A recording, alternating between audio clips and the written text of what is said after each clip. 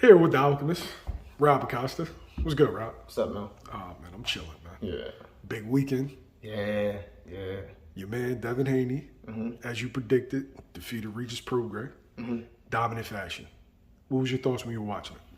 I think Dev looked real good, man. I think he looked dominant. I think the weight fits him good. I think he set on his punches good. He showed great IQ. He was accurate. I thought he did a couple things that I noticed that he learned from the Lomachenko fight. How he was in a small little clinch and then he'll pivot over to the right or to the left and then do a quick counter. You know, I think he did good there. His feet was good. His defense was good. He was very, like I said, he was very accurate. He was very, very accurate. Like he knew where he wanted to throw it, and he beat Regis with basic shit. He beat him 1-2, 1-2-3, 2-3, 3-2. Basic shit. And then it wasn't until like the 6th, 7th round when he started doubling the hook to the body. Like he came here and then he sat up top. So it was a great performance. Great performance. Was this the statement that he needed to make? Yeah, for sure. For sure. Because leading up to the fight, he was just looking really leaned out. You know what I mean? Like he filled in, so you could tell he wasn't coming to play. Now, one thing that I didn't like about Dev for this, he was kind of slow. Like his output of releasing a punch was a little too slow, but the timing was so good that it kind of hid the fact that he wasn't as fast. So in my opinion, I think that he probably did a lot of leg training, a lot of leg strength and conditioning for this camp. Did a lot of legs, did a lot of weights where it was powerlifting almost. Not to say bodybuilding powerlifting, but kind of like strength training to that degree. So he can sit on his punches a lot more. So when Dev went to the body or he threw certain shots and he threw it, he actually delivered the power from the legs and generated it up to the hands. And he was sitting down on that shit. So I was really impressed with Dev. He definitely made a statement. As far as the way it looked, right? Regis was one of the top guys at 40 for like the last 5 years. And Dev goes up there. People are critical of Dev's resume and, you know, saying Kambosos wasn't that good. And now he goes up and then dominates a guy that's been one of the best, if not the best, depending on who you talk to. Right. Some guys say Josh Taylor.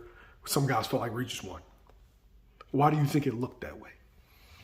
Honestly, man, I don't know. It's like Regis didn't look prepared for this fight. Like I know, you know, he added some new additions to his camp, and I don't know if they had a positive or negative effect on him, but he from what it looked like, he didn't prepare for this fight at all. Like it looked like the quality of sparring he got wasn't preparing him for Dev.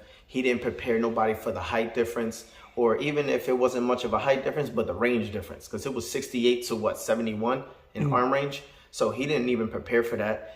Regis was throwing his punches, leaning in. He couldn't close the gap. His defense was terrible. He couldn't really do what he wanted as a southpaw. Like you can go to the opposite to your opponent's right side if you're a southpaw for him to throw the right hand wait for the counter. But it's like he couldn't get around the hook right hand. He kept looping that right hand over and over, and I really think that he could have got Regis out of there at any time of the fight. But he stuck to the game plan. And he basically beat on Regis for 36 minutes. That shit's crazy, if you really think about it that way. You know what I mean? But Regis still is a good competitor and fighter at 140.